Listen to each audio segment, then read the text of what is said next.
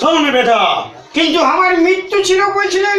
হ্যাঁ তোর মৃত্যু ছিল শালা, আজে। আমি তো পার করাই দিয়েছি, ডেট তো চেঞ্জ করে দিয়েছি।